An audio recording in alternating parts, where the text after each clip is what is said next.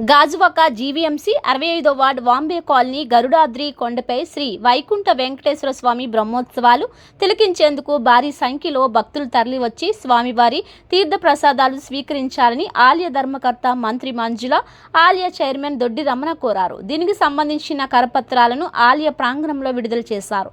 ఈ సందర్భంగా ఆలయ ప్రతినిధులు మాట్లాడుతూ స్వామివారి బ్రహ్మోత్సవాలను ఈ నెల 12, 13, 14 తేదీలలో అత్యంత ఘనంగా నిర్వహించడం జరుగుతుందని తెలిపారు. ఈ నెల 11వ తేదీన స్వామివారి ఊరేగింపు కార్యక్రమంతో ప్రారంభమైన ఈ బ్రహ్మోత్సవాల్లో ఈ 3 రోజులు స్వామివారికి ప్రత్యేక పూజలు, హోమాలు, అభిషేకాలు జరుగుతాయని, ఆఖరి రోజు స్వామివారి చక్ర స్నానంతో పాటు స్వామివారి భజనలు, భక్తి గీతాలు, వివిధ సంస్కృతి కార్యక్రమాలు నిర్వహించడం జరుగుతుందని అన్నారు.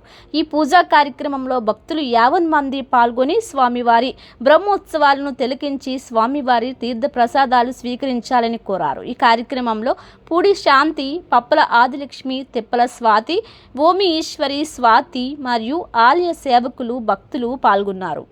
స్వామివారి బ్రహ్మోత్సవాల గురించి ఈ యొక్క మీడియా ద్వారాగా భక్తులకు అందరికీ తెలిసే విధంగా తెలియచెప్పనున్నాం. అలాగే గాజువాక నియోజకవర్గంలో ఉత్తర ద్వారాన్ని వెలిసిన స్వామి బానోజీ తోట, వేంబే కాలనీ కొండపై, గరుడాద్రి కొండపై వెలిసినటువంటి వైకుంఠ వెంకటేశ్వర స్వామి ఆలయంలో బ్రహ్మోత్సవాలు స్టార్ట్ అయ్యాయి.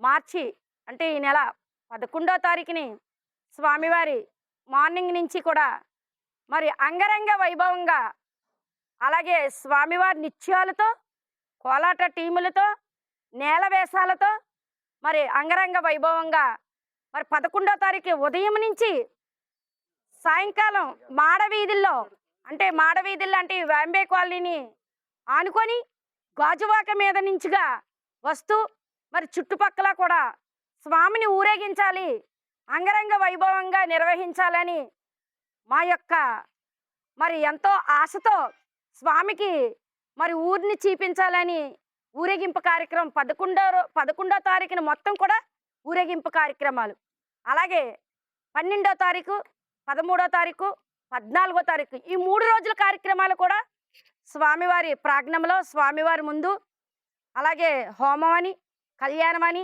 చక్ర స్నానం అని మరి ఇలాగ ఈ 3 రోజుల కార్యక్రమాలు కూడా స్వామివారి ప్రాంగణంలో మరి అందరూ భక్తులందరూ వచ్చి మరి కుల, మత, రాజకీయ వర్ణాలు కూడా ఈ వైకుంఠ వెంకటేశ్వర స్వామి దగ్గర ఏమీ లేదు, చాలా రంగరంగ వైభవంగా ఎక్కడ లేని విధంగా నిర్వహించారని చెప్పి కమిటీ వారు నిర్ణయించారు. దానికి వైష్ణవ దేవాలయంలో చాలా తిరుపతి ఎంత ప్రాముఖ్యత ఉందో అంత ప్రాముఖ్యం శ్రీరంగ ఆలయంకి ప్రధాన అర్చకులచే కార్యక్రమం ఏర్పాటు చేయడం జరిగింది.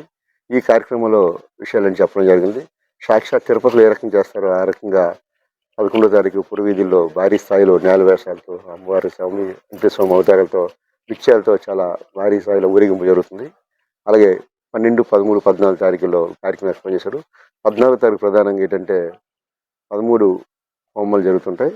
14వ తారీఖుని స్వామివారి చక్రస్నానం, అంటే దానికోసం సపరేట్గా మరి కుండి కూడా కట్టించారు. చక్రస్నానం స్వామివారికి చక్రస్నానం చేసి తిరుపతిలో ఏ రకంగా చేస్తారో చక్రస్నానం చేస్తారు. చేసిన తర్వాత దాని మీద అభిషేకం ఉంటుంది. అభిషేకం తర్వాత హోమం చేస్తారు. హోమం తర్వాత మహా అన్నదాన కార్యక్రమం ఉంటుంది భారీ స్థాయిలో. ఆ అనంతరం కూడా సాయంత్రం శాంతి కళ్యాణం చేస్తారు. శాంతి కళ్యాణంతో పాటు మా దుర్గాప్రసాద్ భవానీ గారి దంపతులచే వెంకటేశ్వర స్వామికి చాలా ఇష్టమైన భక్తి గీతాలు, నిత్యాలు కూడా ఏర్పాటు చేయడం జరిగింది. అన్నమయ్య సంకీర్తనలు అన్నీ చేస్తున్నారు. ఈ కార్యక్రమానికి మంచి మనసుతో మీ అందరూ ప్రింట్ మీడియా సహకరించి ఇది స్వామివారు చాలా అభివృద్ధి చేసే పాత్రలో కూడా మీ అందరూ సహకరించినందుకు మీ అందరికి ప్రత్యేక ధన్యవాదాలు. ఈ ఆలయం ఎంత అభివృద్ధి చెందంటే స్వామివారికి ఎంత శక్తివంతమైన స్వామివారు తెలుసు. ఈ ఆలయ కమిటీ ప్రధానంగా సేవకులు చాలా కష్టపడి చేస్తున్నారు.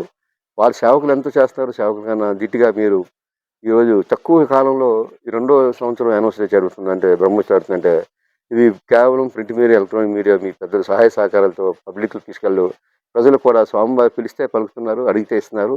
కోరికలు తీర్చే స్వామిగా 7 వారాలు ఎవరైతే మనసుతో కోరుకుంటున్నారో 3వ వారం స్వామివారు ప్రత్యక్షమయ్యాల కార్యక్రమం నిర్వహిస్తున్నారు. అలాంటి స్వామి ఈరోజు బ్రహ్మోత్సవాలు చేయడం మీ అదృష్టంగా చాలా భావిస్తున్నాం. ఈ కార్యక్రమంలో మీ అందరూ కూడా పాల్గొని సక్సెస్ఫుల్ చేసి స్వామివారి అనుగ్రహం పొందాలి, కృపకటాసి పొందాలని చెప్పి మనస్ఫూర్తి కోరుకుంటూ మరొకసారి మీ అందరికీ ప్రత్యేకంగా వచ్చిన ప్రింట్ మీడియా మీరు అందరికీ అభినందన తెలియజేస్తూ, ఈ ప్రత్యేకంగా అందరూ కూడా మళ్ళీ చూడాలన్నా చూడలేము. శ్రీరంగం వెళ్ళాలంటే వెళ్ళలేము మనం. అలాంటి సాక్షాత్ స్వామి అక్కడిని తెచ్చుకుంటున్నారు.